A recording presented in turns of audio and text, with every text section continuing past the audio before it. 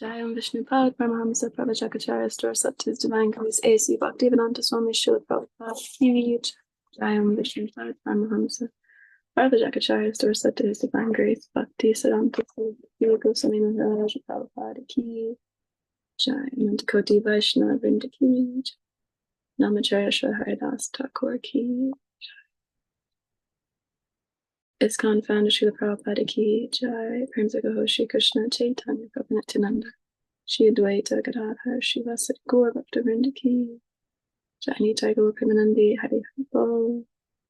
All glories to Simul devotees Hare Krishna. All glories to Simul devotees Hare Krishna. All glories to Simul devotees Hare Krishna. Apologies, my computer died in that time period for some reason, so it's off my phone until it starts working. Om Namo Bhagavate Vasudevaya. Om Namo Bhagavate Vasudevaya. Om Namo Bhagavate Vasudevaya. Reading from the 6th canto, chapter 1, text number 39. Now that my computer's died, I will just go get the canto.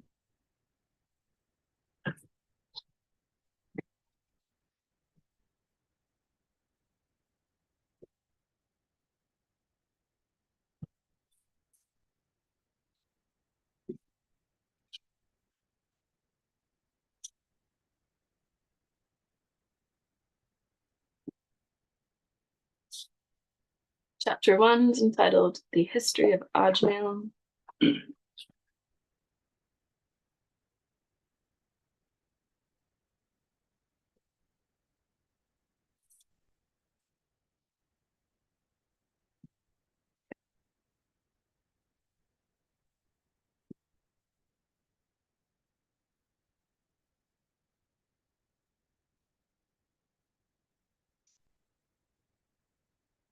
Okay, so yeah, chapter 1, The History of the Life of Ajmal, text 39.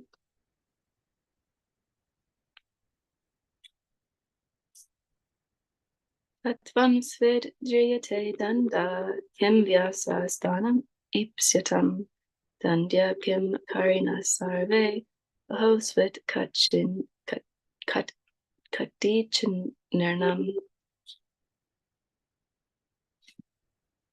katam svidi driyate dan katam svidi driyate danda kim vyasam stanam ipsitam dandya kim karinam sarve ahosvit katim chitim nirnam katam svid driyate tanda kim vyasa stanam ipsitam danda kim karinam sarve ahosvit kachin nirnam.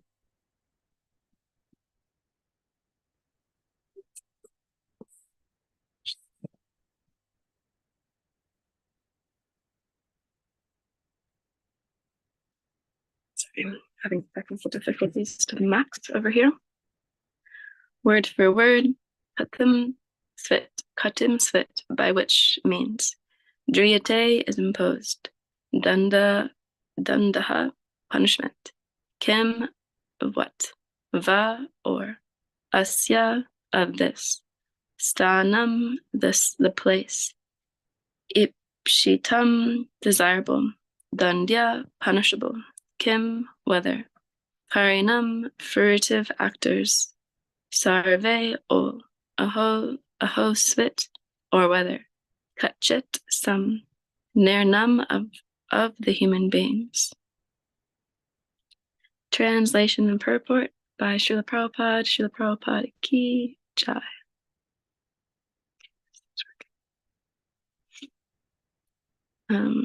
Translation. What is the process of punishing others, who are the actual candidates for punishment? All our karmis engaged in furtive activities, punishable, or only some of them. Are all karmis engaged in furtive activities punishable, or only some of them? Purport. One who has the power to punish others should not punish everyone. There are innumerable living entities. There are innumerable living entities who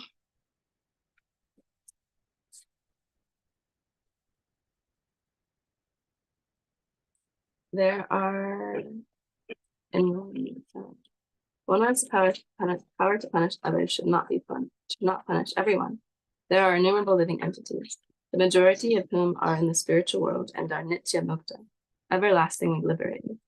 There is no question of judging these liberated beings. Only a small fraction of living entities, perhaps 1/4, are in the material world, and the major portion of living entities in the material world, and the major portion of the living entities in the material world, 8,000,000 of the 8,000,400 forms of life are lower than human beings. They are not punishable, for under the laws of material nature, they are automatically evolving. Human beings who are advanced in consciousness are responsible, but not all of them are punishable. Those engaged in advanced pious activities are beyond punishment. Only those who engage in sinful activities are punishable.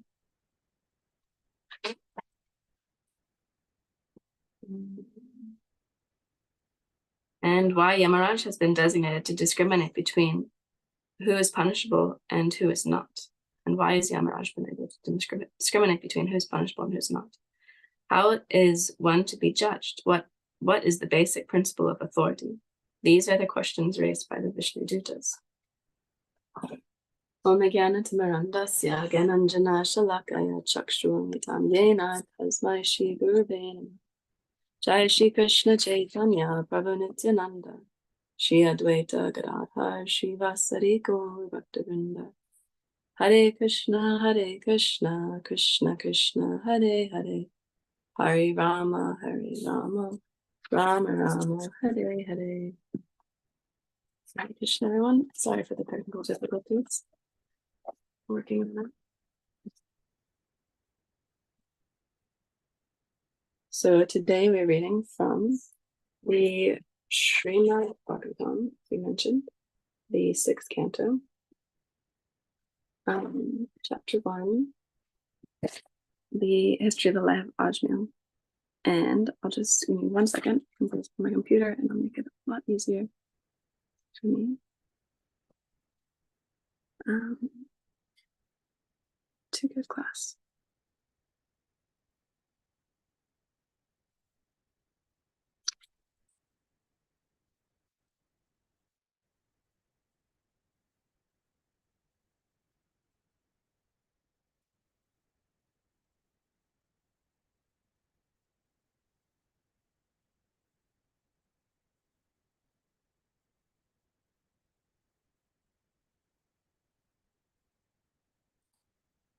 Alrighty.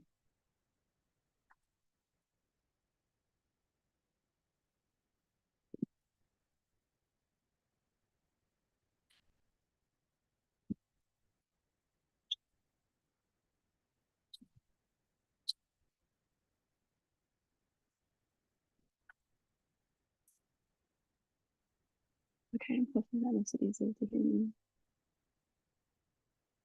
Alrighty. Okay, so what is the process of punishing others who are actual candidates for punishment? Are all karmis engaged in furtive activities punishable, or only some of them?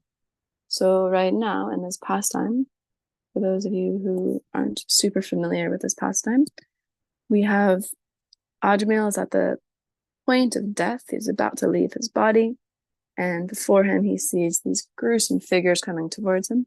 They're called the Yamadutas. They're the servant carriers of Yamaraj. Yamaraj is the superintendent of death. So his service in the material world is to decide where these living entities who have been performing sort of sinful activities are going to go.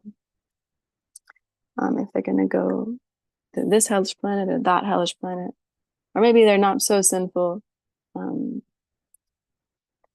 Maybe they're just going to go here, or they're going to suffer in this way. So his service to Krishna is to decide this.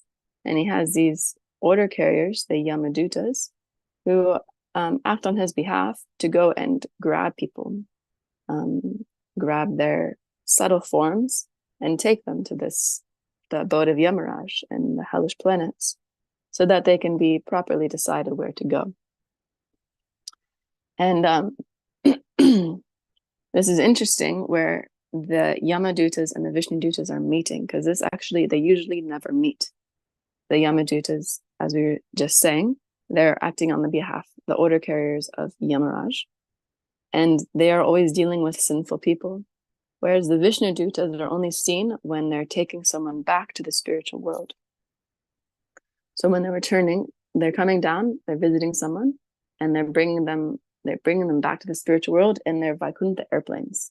So this is the only time where we actually see the Vishnudutas.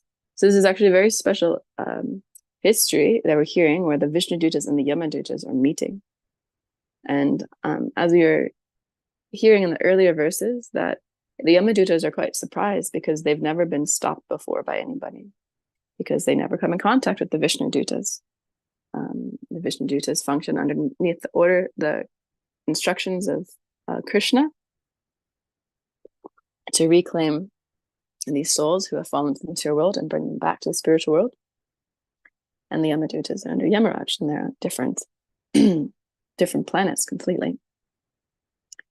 So yeah, this instance we're hearing now is the Vishnudutas are asking the Yamadutas, like, okay, so you're here, you're taking this person, you think this person is eligible to be taken to the abode of Yamaraj, then I need you to explain to me, to explain to us what the principles of religion are, what is sacrifice, and what is the process of punishing others? Who are the actual candidates for punishment? Are all karmis engaged in furtive activities punishable, or only some of them? So they're questioning them, basically, like they've shown up and they're doing something. And the Vishnudutas are like, this is not right. So if you want to do this, then you need to explain to me why you're doing this, why this makes sense to you.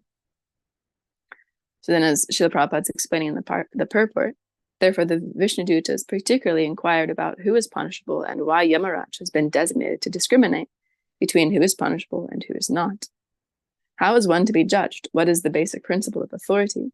These are all questions by the Vishnudutas. It's a very interesting part of this pastime, where Ajamil is about to leave his body. He sees these gruesome figures coming towards him, and at the same time, because he's been chanting the name of Narayan, the name of the sun, as we've heard so many times, not in the mood of calling out to the Supreme Personality of Godhead, but in a mood of just love calling out to his son in an offenseless way, then the Vishnudutas also arrive on the spot, because he's chanted the holy name offensively. This promotes us back to the spiritual world, back to Krishna's abode. So in this way they're meeting, and Ajamil is kind of in the center, and he's being able to witness this pretty miraculous encounter. And as we've heard many times, I think someone else was sharing in the Bhagavatam class recently, last week, that maybe it was a Gari Krishna, that there's actually interactions where people who have had near-death experiences, or they're lying in the hospital room and they have an out-of-body experience, and they see these gruesome figures kind of coming towards them, and then somehow the doctors are able to like quickly bring them back to life, but they wake up and they remember, oh my gosh, like I saw these gruesome figures coming towards me. And on the other hand as well, like the same as people were saying, like if you witness someone who's a devotee leaving their body, it's quite a different experience. I've never personally been present when someone's left their body, who's a devotee, but remember Krishna Lokamataji telling us once how there's this like friend of Krishna, can't remember his name now, it's slipping my mind, and his wife, he's very favorable towards the devotees, always helping us with things, was very kind to us. And his wife was also like, she was very inclined towards devotees. She wasn't fully practicing, but she was very inclined. And when she had cancer, so she was leaving her body, and he had called, he's quite pious and obviously quite favorable. So he called the devotees to come and be with his wife as she was leaving her body. So of course the devotees come like full Harinam. They have this huge picture of Krishna. They put up like, there's the hospital bed, and like, as you know, you're lying in your hospital, you're looking at the wall. They just put it right in front of the wall, and you're doing kirtan.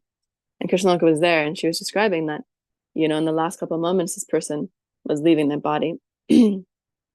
Such a suffering condition, actually, leaving the body. And yeah, she was describing how the whole atmosphere of the room changed. Everything just became very light. And she was describing how she felt very happy. She was like, wow, this feels so happy. There's such a light environment. And then just before this woman left her body, she like sat fully up in her bed and was just staring at the picture of Krishna, and then, collapsed back down and left her body. And yeah, Krishna Kamashi was saying like, yeah, you could tell like the Vishnu Dutas were there and they were taking her away. This woman had gone back to the spiritual world. So it was quite amazing. And there's many interactions, like many stories like this that I've heard from different devotees describing how they were with somebody who was leaving their body, and it's just like the whole atmosphere of the room changes. Everything becomes very light. Everything becomes very like, like a very pleasant environment to be in.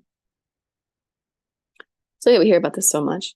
So then hearing about it from Srimad Bhagavatam, you can understand, oh, this is where it's coming from. This is how it's related. It's quite interesting. And just another interesting point, just to prove the credibility of Bhagavatam, for those of us who are new, or those who, like myself, sometimes have doubts about the life choices that have brought us here. When my brother was in Italy, he went to Italy a couple of years ago for his wedding, and him and his wife, they were traveling around, and they were going to these like old churches. And there's this one very famous one, I don't know the name of it, somewhere in Italy, and it's this huge cathedral, and it's got these really beautiful painted pictures of like angels all over the wall and demons.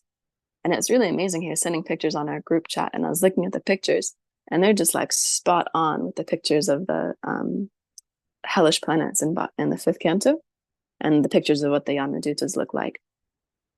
It's like almost identical. Like it looks like someone just took them right out of Bhagavatam. The angels look a little different. They're a little bit more baby-like. But yeah, the demons are like a spot-on picture. So it's quite interesting because these cathedrals are, thousands of years old, and Bhagavatam is millions of years old. But yeah, the knowledge of it is actually, it's very symmetrical with a lot of religions, and a lot of, people can see religions, and it actually those all comes from Srimad Bhagavatam. Like that, Noah's Ark, famous fable from the Christianity. It's also it's very much in line with Jamatsya, the fish avatar. So anyways, sorry, that was a bit of a side point, but just thought it was nice to share that.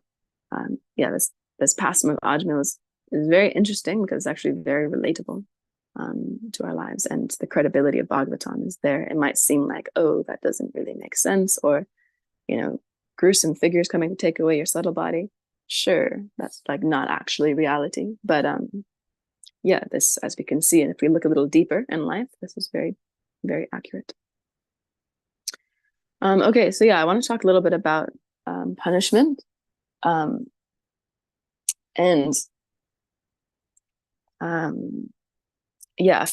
not offending, but giving correction, because correction is also another form of punishment, of course, to a very lesser degree. And as devotees, we're also aspiring for some form of correction in our life.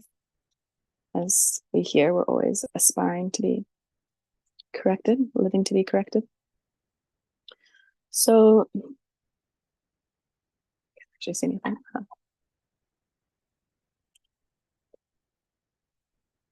So yeah, I was thinking there's some examples of, there's actually, Bhagavatam is full of different examples of devotees being, corrected or punished, or reprimanded, chastised, and different examples of how they deal with it and how they handle it that are, quite nice to meditate on and to think about. And just some examples I was thinking of how to handle it and how not to handle it. Just thinking about like who's, as we're hearing here, who's actually eligible to give the punishment. So of course we hear, yeah, there's Yamaraj. He's the superintendent of death. He's also known as Dharmaraj, the Lord of Dharma. So he can give judgment. He's so dharmic that he can distinguish between what is good and bad. We also hear about Yudhisthira Maharaj. He's the son of Yamaraj and Kunti. Yamaraj is his seminal father. Of course, Pandava is his father. So he's also referred to as Dharmaraj because he's so strict in his dharma that he can discriminate between what's right and what's wrong, and therefore he has the ability to give punishment because his punishment is in line with the scriptures, and it's for the benefit of the individual. So yeah, we hear about that. Of course, we're hearing about that now in this canto. And then there's also the pastime of Indra. He offends his spiritual master Brihaspati by not showing him proper respect. So Brihaspati chastises him by vanishing. And then Indra immediately can regret, oh, I've done something wrong. And of course, this pastime there's many instances where Indra seemingly does something wrong. Of course, he's a very great devotee, so it's hard to understand his mentality and his heart. But from the pages of Bhagavatam, we can see, okay, he's made a mistake here. And then he gets a new spiritual master. And then he kills that spiritual master. Okay, that was probably not the best thing to do. And then, this battle with Vritrasura happens, which is ordained by Krishna. And he has to kill Vritrasura, but he's a Brahmana. So it's also an offense. So it's just a very interesting pastime to study when thinking about this process or this idea of offending or taking on offense or being punished. And then, of course, we have the reason that we're even here reading Srimad Bhagavatam is because Shringi, the little Brahmana boy, cursed Maharaj Parikshit to die in 7 days by the bite of the snake bird Takshaka in 7 days' time. So, yeah, this is also, Shringi was not in the proper mood. He was not qualified. He was angry unnecessarily, and he was feeling very proud. And because of his pride and his anger, he cursed Maharaj Parikshit, who was actually a very saintly king. He was a Vajra to die in 7 days. So this is an instance where someone who's not qualified makes a punishment. And then because of this, there's many negative reactions that happen. So this is one of those situations. Whereas with Brihaspati, because he's so saintly, he, punished his disciple Indra. And because of this, actually, this great devotee got to go back to Godhead. So in the end, the punishment was actually justice. And then, of course, we were hearing a couple of weeks ago, speaking about Durvasa Muni, how he also improperly cursed Ambarish Maharaj. But as a result of this, because Ambarish Maharaj is such a surrendered devotee to Krishna, he was actually able to get benefited, Durvasa Muni was, by the purity of Ambarish Maharaj. So then we hear in Bhagavatam, who's actually qualified to be, who's not qualified to receive punishment. And there's a couple of them. There's Brahmanas, there's children, women, and cows. And these are considered always innocent, these personalities. That does not mean that they can just do whatever they want, like, I'm a woman, so I'm technically exempt from punishment. I'm so, simple and innocent, so I'm exempt from punishment.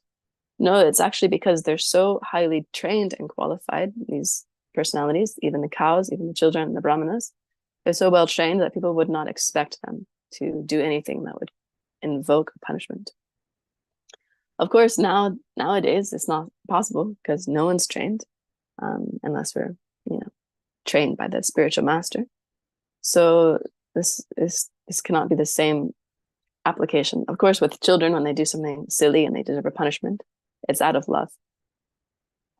Same with, a cow. If a cow steps on your foot, you're not going to punish it. You're just like, oh, it's just, made a mistake. Simple.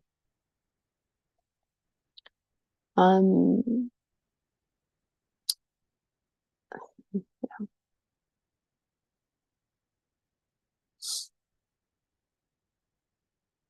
So I was listening to this lecture yesterday on this pastime, on this verse, and this devotee was saying,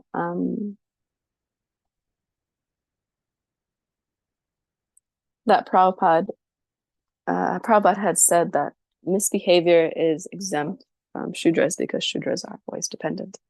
But in this day and age in Kali Yuga, everyone is born as a Shudra. This is Prabhupada says in Srimad Bhagavatam. And that's why he spent so much time. He wanted to train devotees to develop Brahmanical qualities, to develop the quality of a Brahmana, to develop proper training. And this is because the anarthas, they come from the heart. But when we're trained properly, then, as you know, we hear, I think I quote this verse every time I give class, Cheto Darpana Marginam, that the cleansing of the heart, Lord Chaitanya describes in his Shashashtakam, when we cleanse the heart, then our anarthas, they slowly disappear. Or we can see them and then we can work on them and then they disappear. And then the more they disappear, then we can actually act properly for the benefit of others. And I was thinking this is a really nice point, just this whole, that we're born into this world with so many anarthas, and how Srila Prabhupada's movement is actually so perfectly designed that just by following the process of Krishna consciousness, we can clear our heart of all the anarthas.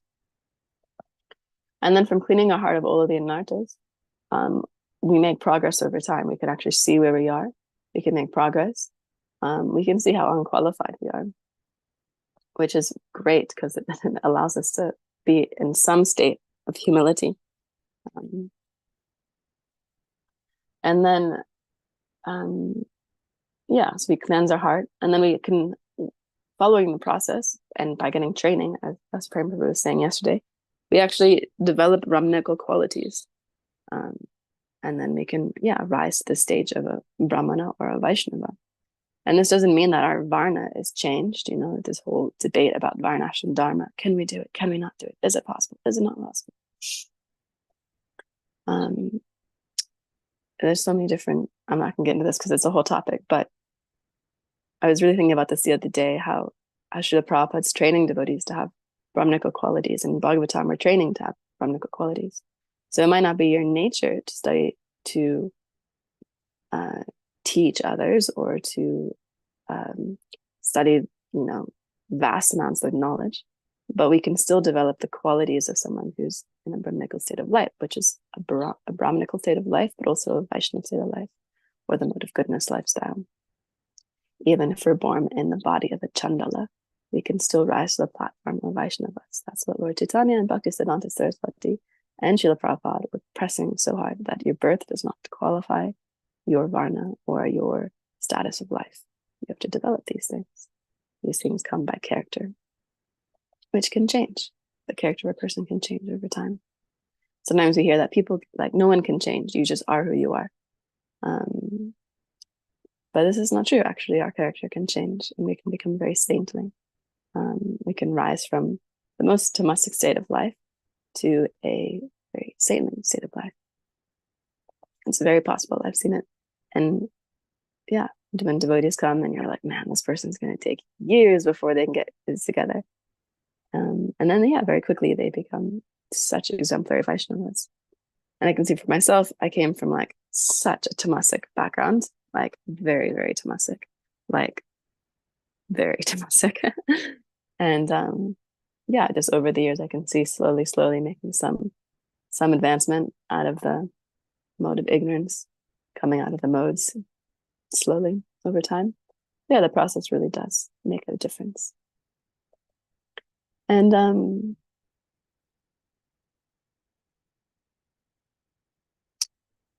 so this process of punishment, who's it good for?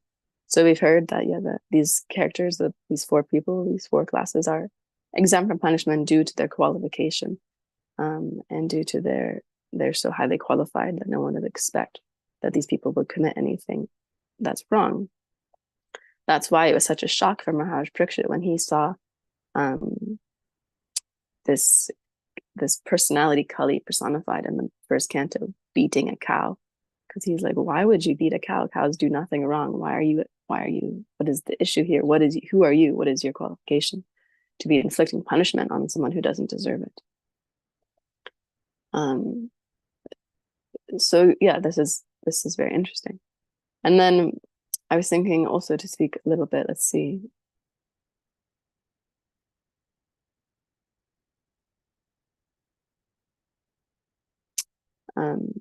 Yeah, that we want to have the proper mindset, the proper understanding, so that people who are able to give punishment, they have the proper knowledge, they're properly qualified. So you don't have this instance of what happened in the first canto with Kali personified beating a cow who's, standing on one leg, the last leg of the bull. And this person who's pretending, who's in the guise of a king, who's in the guise of authority, doing such a harmful activity. So Srila Prabhupada's stressing that this knowledge needs to be spread to people who are in authoritative positions, so that they can actually, they're the ones who can, they're the ones who make the rules, or the ones who are leading society, although it should be run by brahmanas. These authoritative figures, these, presidents and government bodies and associates, they're leading, they should have proper knowledge so that they can actually lead properly for the benefit of the people. And when punishment is due, they can discriminate. Is this according to Dharma?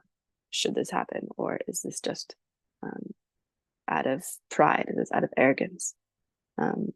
These like missiles that people have. There's, I think I was hearing in the lecture, there's enough nuclear weapons in America that could destroy the entire southern continent just by a button, So the person who's in charge of this, they have to be very clear thinking, and they have to have some knowledge of Dharma or religiosity. Otherwise, imagine what havoc this could create if you had someone who's very short-tempered, as we've seen in American politics.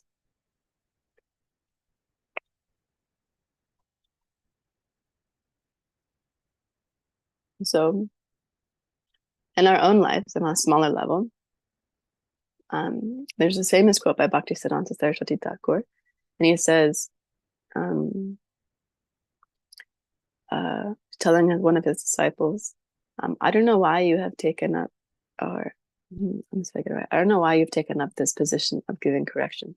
It's actually very austere service to do. I think that's paraphrased. I can't remember the exact quote by heart. But he sees one of his disciples and he's going around and he's correcting everybody. He says, I don't know why you've taken up this austere service. Giving correction is actually a very austere service to do. And I remember my spiritual master said this once in a Bhagavatam class, and I've heard it also before. But it's very true. It's actually very austere to give people correction. You can ask any manager, because they have to do it. It's very austere. It's actually a lot easier not to say anything at all. But sometimes sometimes things need to be said. But it depends on our position. If it's not our position to give correction to somebody, like if you see someone's doing something wrong, it's not according to how things should be done. Like if it's something that needs to be fixed immediately, or if it's something that is a habit that the person is developing. And you can see, this is detrimental to your Krishna consciousness. If we're not in the position to give the feedback, then we should tell it to a senior devotee who can give it to the person. And sometimes if it's something you can see the person is doing, like a habit, you can, mention it lightly, but best not to give, if it's not our position, it's best not to give direct feedback, because it could actually cause more damage than good, especially depending on the mood that we give it in. Whereas people who have been expertly practiced in the art of giving feedback, they can do it in such a way where it's like a sandwich. It's like, a compliment, and then there's a little feedback in between, and then there's another layer of a compliment, and it's this compliment sandwich, and it's done, and you just feel, feel motivated and encouraged afterwards to fix the problem you've done. Whereas sometimes if it's coming from someone who's, could be a peer, could be someone who's newer, even could be someone who's senior, but could just be done in the wrong mood. It can actually spark up some envy in the heart, or some pride, or some anger, or could create an unknowing offense. So yeah, this mood of, wanting to give correction, wanting to give feedback, is actually very interesting to think about. I can definitely see it in myself that, the only thing I can think I'm expert at is like fault finding in devotees. But yeah, it's actually we shouldn't be looking to find faults with devotees. And if it does come up in the mentality, like, oh, this person's doing this wrong, this person's doing this wrong, this person, they should be corrected, this should be corrected, that should be corrected, then it's just nice to meditate that actually we're all in this hospital of bhakti. We've all come in, we're all sick from our Kali Yuga diseases, and we're just trying to recover. And naturally, there's going to be some people who are more sick than others, and there's some people who are getting better, but we're all actually still here in the hospital together. So we're just trying to get better. And sometimes just leaving someone to their medicine is actually the best thing we can do, instead of pointing out, oh, did you know you've got a scratch here? You've also got a scratch there. You've got a knife sticking out of your back there. I didn't know if you know that. Sometimes it can be like salt in the wound, like, yes, I know I'm struggling. Thank you for pointing it out again and again and again. So yeah, this is just something to think about in the terms of punishment. But yeah, knowing that we're all actually going back home to Godhead, and if that's the goal of everybody, then we're all on the same track, and helping each other get there is very nice. So even if you see someone, my spiritual master has been stressing this a lot recently. If you see someone who's doing something, some good service in Krishna consciousness, everyone's doing great service, but just encouraging them, noticing, oh, you're doing a service so nicely. Like, wow, these garlands look so beautiful. Like, these look so amazing. You're so expert at this service. Like, Jacinia was making garlands the other day, and yeah, when I was taking it out for the offering for Srila Prabhupada, and I was looking at it, I was like, wow, this is like such a nice garland, all the flowers are like straight, and it was very beautiful. So yeah, it's just nice to encourage devotees. And he's also been stressing too, which I've been trying to do in little bits, is if someone's ever done anything for us in our Krishna consciousness, whether it's the smallest thing or a very large thing, that we should never let them forget that they've done this service. And this is actually very encouraging. And he says that sometimes devotees can get a little, like sort of melancholic, thinking, oh, I've done so much for the devotees, but no one ever appreciates me. No one ever says anything about, the service that I've done. So I'm just not going to do anything. I'm just going to stay home. I'll just chant, in my room, and I'll read, and I'll just do my own service independently. But we actually don't want that. We want devotees to feel enlivened in Krishna consciousness. So yeah, if anyone's ever done anything, it's always good to reach out and try to appreciate them for that. Actually, I got to do this recently at his Vyasa Puja, his last Vyasa Puja, I think, in October last year. We were all in Auckland, and I met the devotees in Auckland. And when I first came to the loft on the very first day, the loft is like a preaching center there they have. And I was so nervous. I was like totally nervous. I had just come from, a very interesting event, and I was, I didn't know what to do. I was like, oh, it's Sunday. What do I do? And I just happened to see the flyer that someone had given me. And I was like, oh, this place, it's here. I might as well call them and see if I can go. It said yoga studio, and I was like, I don't do yoga.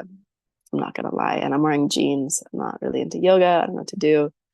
So I called them, and this guy picked up. I can't remember his name now. I think it might be Simon or James. Anyways, this very nice devotee picked up the phone. And because he picked up the phone and he talked to me and he encouraged me to come, that's the reason I went. If he didn't pick up the phone, to this day, I really don't think I would have gone. I was very shy about going. So anyways, my spiritual master was giving this class at his Vyasa Puja, and he was saying this, how we should always appreciate devotees for the service that they've done, whether it's big or small. So I've been thinking about this devotee for a while since he's been speaking about this, and I was thinking I've got to thank him if I ever see him in person.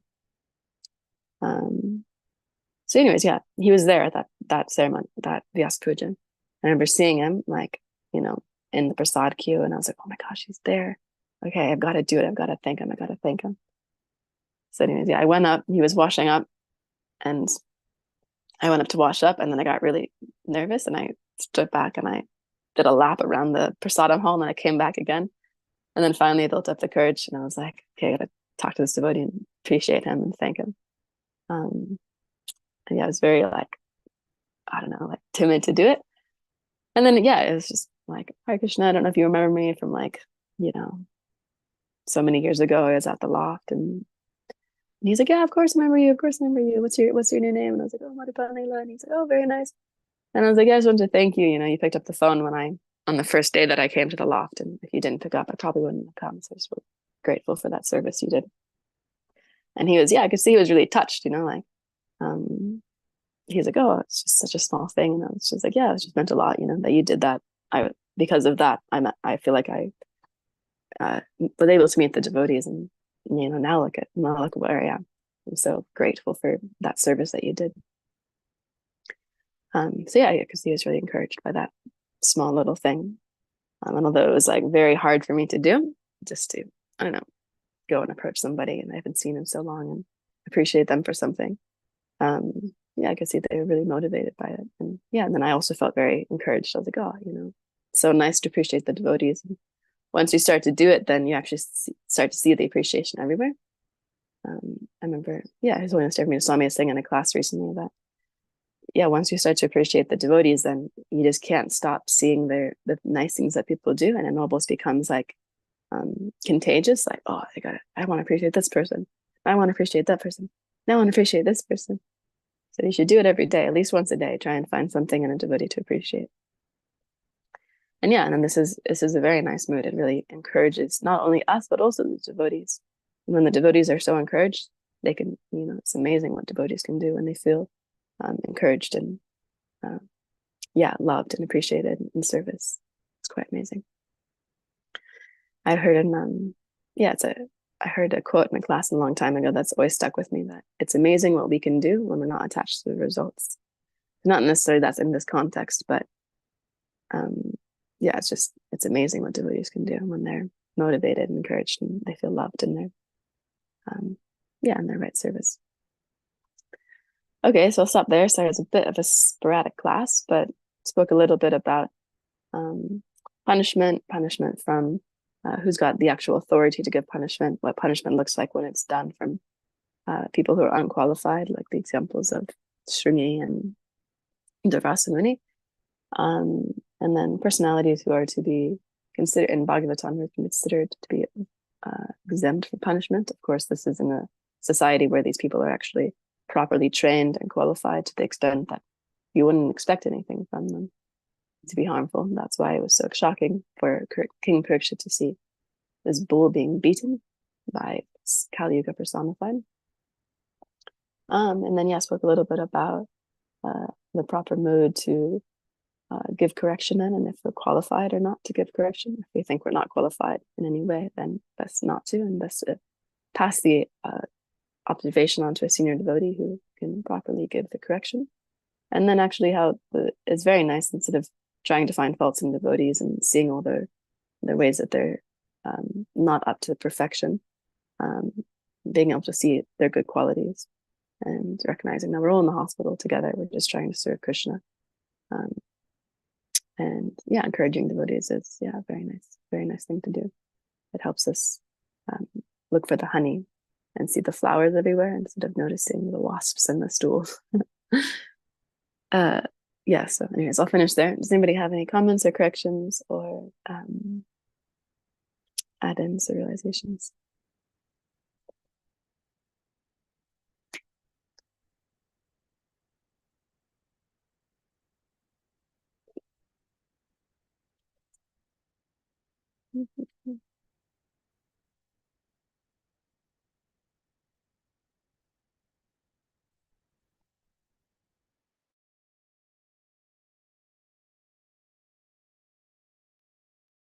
Hare Krishna.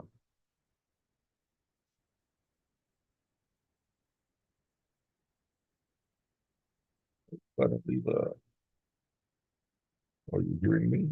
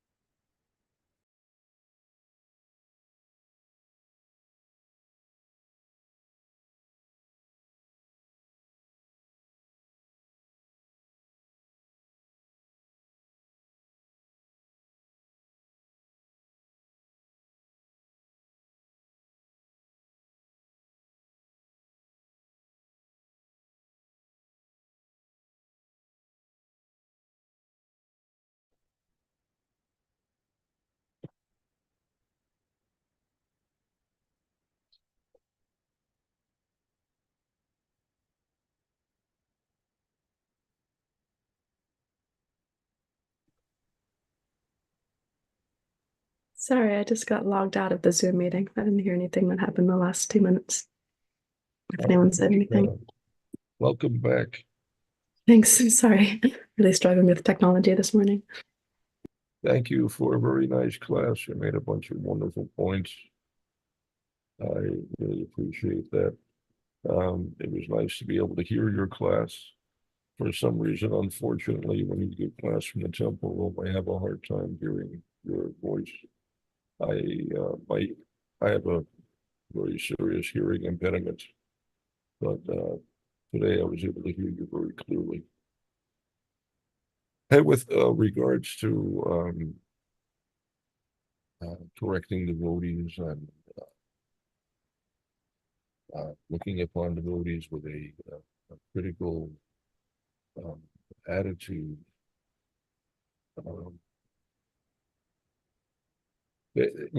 this of course it's dangerous to do that generally. The advice is that devotees should not be critical of other devotees, not even constructively critical. That is usually the job of their spiritual master or their committee authorities. Sometimes we're in a position in which we have to offer some correction. And as you pointed out, it has to be done with care. But it's unfortunate to be in a situation like that, or and once again, as you pointed out, it's very nice to appreciate devotees. It's a much safer mentality. You're not likely to commit offense when you are practicing the appreciation of devotees. But if you get into a mindset of finding faults, you can wind up committing offense, which can become a very serious impediment to your progress in Krishna consciousness. And it can even destroy an advancement you have made. Sometimes it is pointless to point out the faults and flaws of a particular devotee. And you mentioned this. The example that Srila Prabhupada gave us is that it is sometimes unreasonable. It's like criticizing a person for being dirty while they're in the shower. They've already adopted the process of purification. So what is the point of why point out some dirt when they're in the process of cleaning themselves? So the devotees have taken up the process of Krishna consciousness. It's the process of cleansing their heart, cleansing their character, reforming their character. Everything will be rectified in time. Sometimes we don't even need to concern ourselves with whatever flaws are there. In time, all those things will be corrected if the person is just engaged in the process. So it's often sufficient just to encourage them in their service and sadhana. And that's, as I say, that's always the safe position. It's interesting to hear about the instances of devotees seeing other devotees passing, leaving their body, sometimes having experiences of Vishnu Dutas. I'm also aware of many instances of Vishnu Dutas appearing at the passing of devotees. And there have been some instances of that happening here at Gita. Devotees were able to perceive the presence of Vishnu Dutas at the time of the passing of various devotees. and even the passing of some of our cows, which may surprise some devotees, but there was one famous cow, Mother Lakshmi, who we had a very glorious passing. The circumstances were unfortunate, terrible circumstances, but her passing itself was quite glorious. And the Vishnu Dutas appeared and escorted her. Srila Prabhupada explains that the Vishnu Dutas are generally that they are rarely seen. Sometimes you may hear them because they will actually speak sometimes to the devotees, but they're rarely seen. In the case of Mahalakshmi, the Vishnu Dutas were actually seen. Prior to her passing, she appeared to have left her body.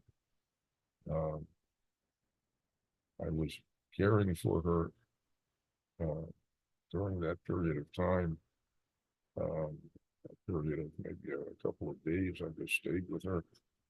And one evening,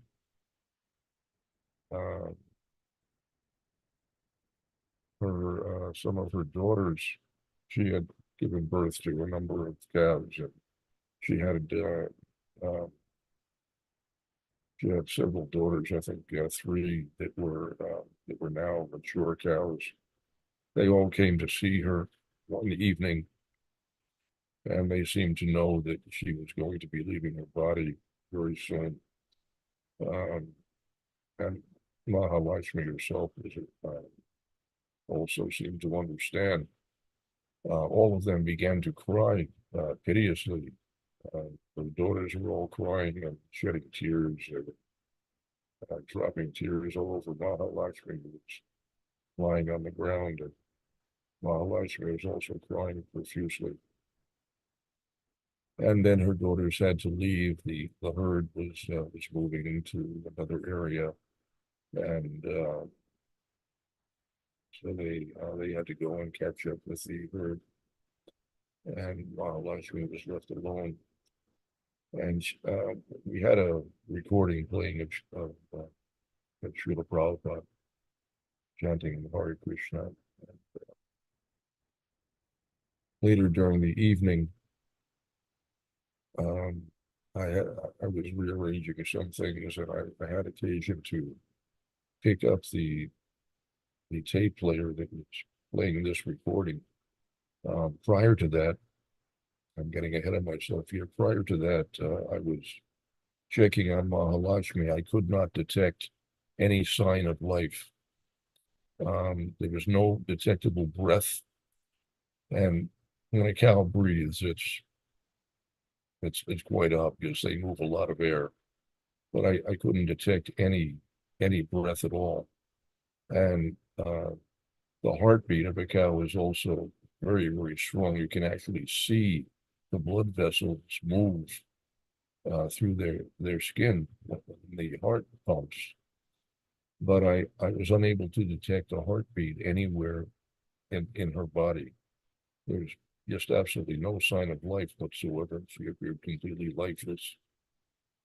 So then I picked up the tape player, and I walked with it some distance around her, and I was looking towards her. And as I was walking, I noticed that her ear turned and followed the direction in which the tape player was playing. So I thought, well, that's extraordinary. You don't typically see that in a dead cow. And I turned around, I walked back in the other direction, and the ear turned again and followed the tape player. It didn't matter which way I moved, her ear would always follow the tape player. So the conclusion is that she had not yet left her body, but her life symptoms were suspended. She was listening to Srila Prabhupada with some intensity and had entered samadhi. All of the life functions completely suspended and just fixed in meditation on Srila Prabhupada. Later that night, the Vishnudutas appeared and escorted her away. That's another story, but sometimes devotees will neither hear nor see the Vishnudutas, but you can perceive their presence. So sometimes devotees are leaving their body, and sometimes hours before their passing, you can detect the presence of the Vishnudutas. When they appear, devotees will suddenly, sometimes they will break down crying, shedding profuse tears, unable to understand why, just overcome with emotion, just affected by the mere presence of the Vishnudutas, who are unseen and unheard, but nonetheless their presence is felt very, very powerfully. It's a very intense feeling. Anyway, we've run over time again. Thank you for your class. Hare Krishna. Hare Krishna, Prabhu. Thank you. Wow, that's like, I got goosebumps from listening to that story. That's quite amazing. And thank you for sharing those very nice instructions from Srila Prabhupada. It's very true. Yeah, we shouldn't be looking to correct people. Yeah, it was really nice summary of class. Yeah, and thank you also for sharing that you couldn't hear me in classes. I thought maybe I had offended you. That's why I wasn't getting the grace of your responses. Okay, I guess we should stop there. We are over time. Thank you everyone for attending. It's very encouraging to see everyone on Zoom little boxes. And thank you for listening and giving your feedback. It's very appreciative. Ganshraj, Srimad Bhagavatam ki jai, Ananta Koti Vaishnava Vrinda ki jai, Nitai Gaur Premanandi, Hari Hari Bol.